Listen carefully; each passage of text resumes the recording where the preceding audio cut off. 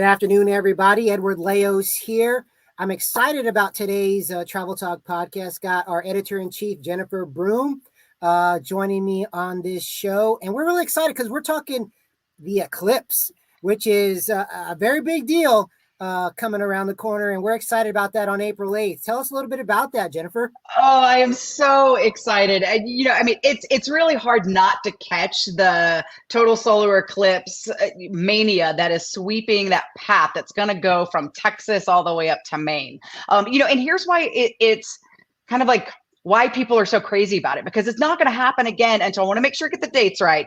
The next time a total solar eclipse after April 8th that we'll be able to see in the United States is 2044, and that's going to be in North Dakota and Montana, and then 2045 from California to Florida. So we have to wait a while, which is why I think people are getting so excited about it. It's been really interesting to me watching, like what happened in 2017. I flew to South Carolina because my hometown was in the path for that one. I drove from Denver down to Mesa Verde National Park for the annular solar eclipse that happened back in October. And there's just something about sitting there, standing there, wearing the goofy glasses and, just kind of being there with a bunch of different strangers that you don't know, or a bunch of different friends that you do know, friends and family, but all taking it in at one time. And, I can remember back in October with the annular eclipse, as soon as it hit that maximum point, everybody started cheering, and it's just good, wholesome fun that I think sometimes we kind of miss in this crazy world that we're in these days. But yeah, there are a lot of ways that you can see it. There's still opportunities to go to different places and get there and really take in this tremendous experience that, a lot of us are going to get to see. Yeah, it's an exciting time. And I didn't know the date when the next one will be. So 2044. So that's a big, this amplifies things even more. You're not missing it, are you? No, you're not you're not going to want to miss this too. And I've, having known you for a while now, and we've been talking about this for a while, the eclipse coming up and the importance of what it is. I did like what you talked on, the fact that, communities and people just getting together and almost having like one, looking up to, to the heavens almost and being excited about this cool event. And so that's really a neat aspect of a hospitality tourism, and then just kind of getting out in the world and seeing what's around us. So what are some of the top spots in the nation that the path is going to kind of be on? Well, I think you've got a lot of different options, and I'll kind of go through some for you. And first of all, that being, really getting into the national parks that are in the path. And they do include Hot Springs National Park in Arkansas, which is just such a cool national park. If you're a baseball fan, I know it's like Hot Springs and baseball, but they do go hand in hand. If you are a baseball fan, then Hot Springs National Park should be kind of one of your hot spots or in your short list to visit because it has such a baseball history. The wellness factor there, they're just some really neat, unique soaking experiences. Just kind of, it's a cool small town that the national park encompasses in order to protect the bathhouses, which are historic. You can also up in Cleveland, Cuyahoga National Park. It is so cool, and it's so easy to get to from downtown Cleveland. There's lots of space there, lots of opportunities to really take advantage and get that prime spot in a national park. So I think that's one way to do it. I think another way is also to what I would say, like, be a river rat, and that means like get out on the water. Now, it doesn't necessarily have to be a river, but it can be. And to give you, it can be a lake, give you some options. So the International Amistad Reservoir in Amistad National Recreation Area, I have to look at that to make sure I get it all right. It is going to be the first place to get it. So that is in Texas. Get that time on the water to see that. But then you can get up into some areas like the 135-mile Buffalo National River in Arkansas is a great place to see it. By the way, that's one of the few undammed rivers in the contiguous U.S. Wow. Ozark Riverway there in Missouri is another fabulous place to Yes. kind of get on the water. And if you don't want to get on the water, if you don't want to be out in a kayak or, on a canoe, or paddleboard, I get that, because part of the fun with the eclipse is honestly when the shadows start forming. It is just the coolest thing to see on the ground. The shadows, you see these little half moon shadows that are just dancing everywhere. It's when everything gets so dark, and, we are going to get over 4 minutes of darkness. So you're going to hear, the crickets and everything kind of come alive that you hear at dusk.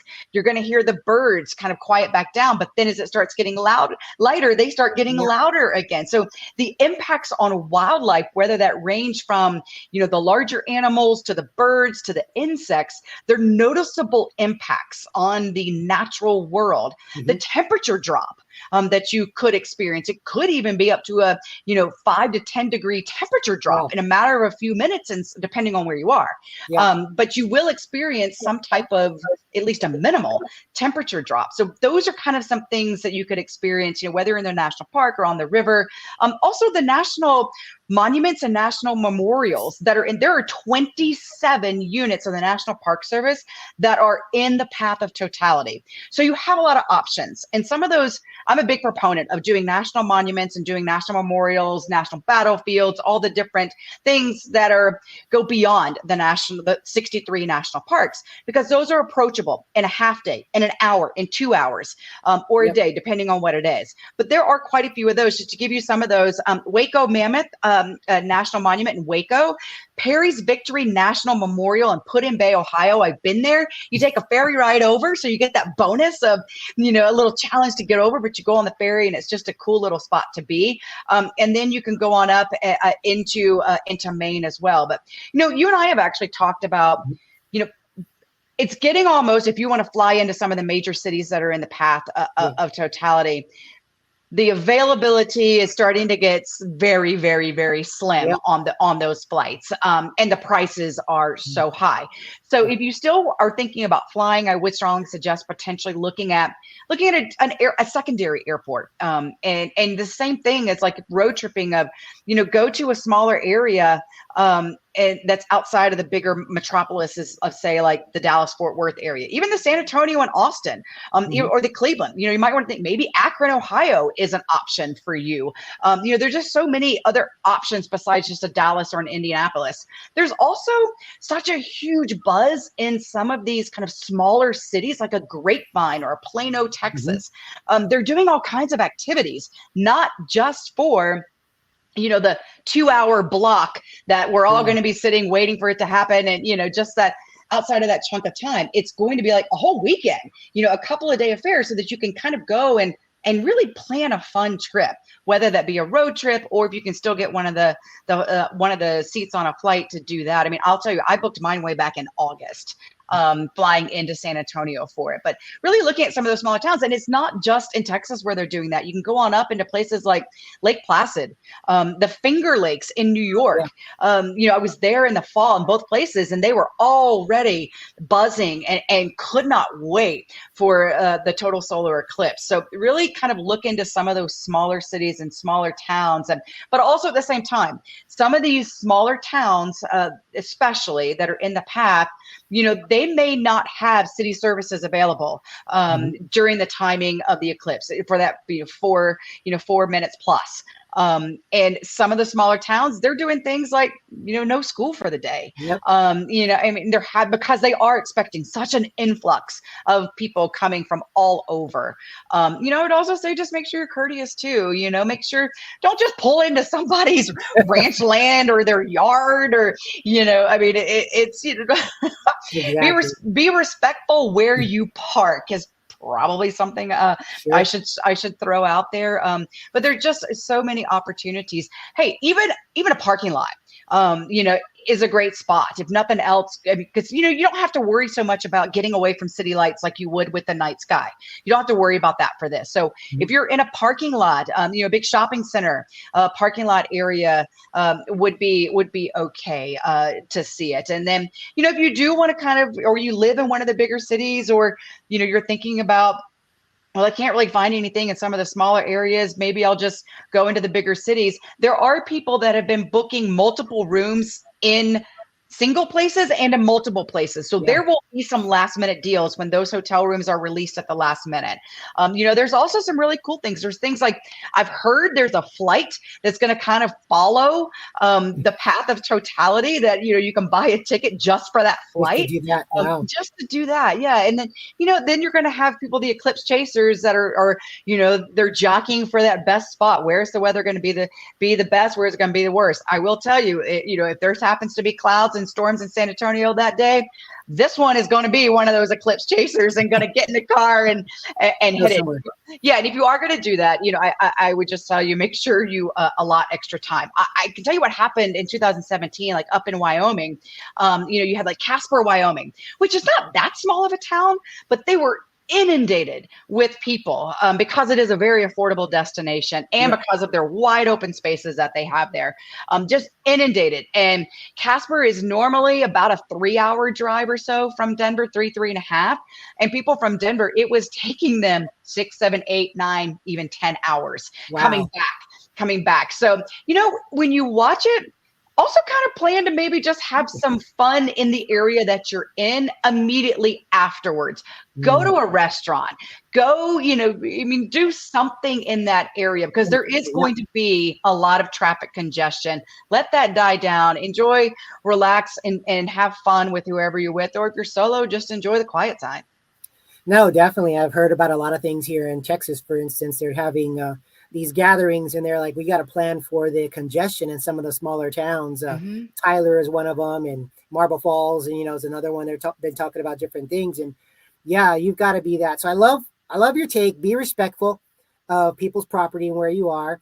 I love the experience options that you're throwing out, whether it be on the river or whether it just be in the parking lot.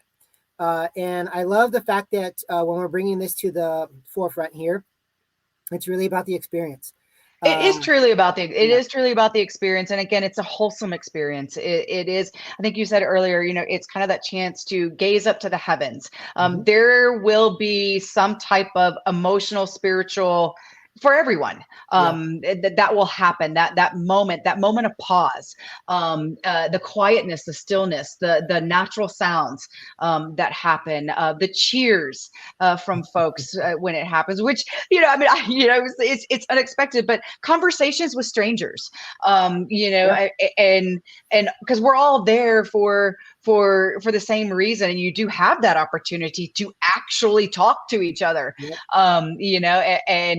It just people selling I kind of wish my birthday was on that day because that'd be such a fun birthday gift to have. But but birthday celebrations, wedding anniversaries, all kinds of stuff like that.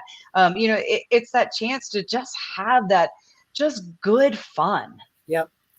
A good fun, good memories, good moments. And again, that's the purpose of travel and tourism and hospitality. And you're combining it with an event like this. It's really a special time. So Jennifer, I want to thank you for being on our podcast. You gave our guests, our listeners, some incredible tips for the eclipse, things to do and suggestions.